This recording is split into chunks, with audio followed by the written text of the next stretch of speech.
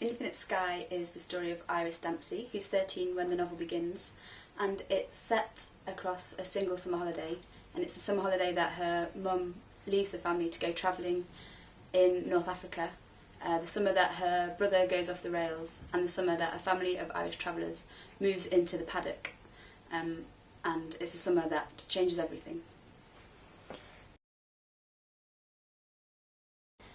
The inspiration for the book was my adolescence and the house that I grew up in, my dad's house, which is very like Silverweed Farm. In fact, it is, Silverweed Farm is based on my dad's house.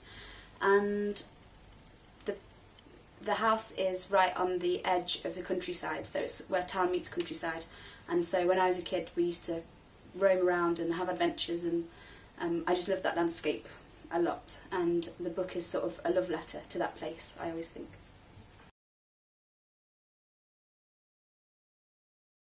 I think setting is a really important part of storytelling.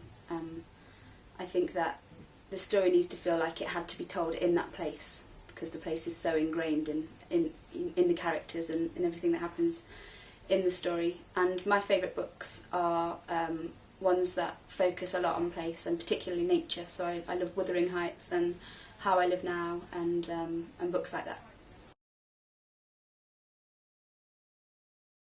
No, I didn't write that scene first. I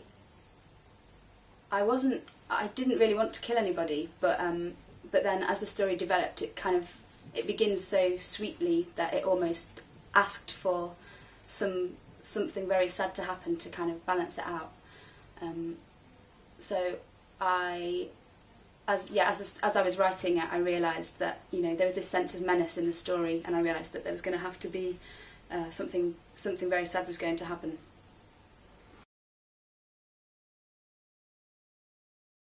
I did cry when I wrote it, and it still makes me really sad when I think about it now, actually.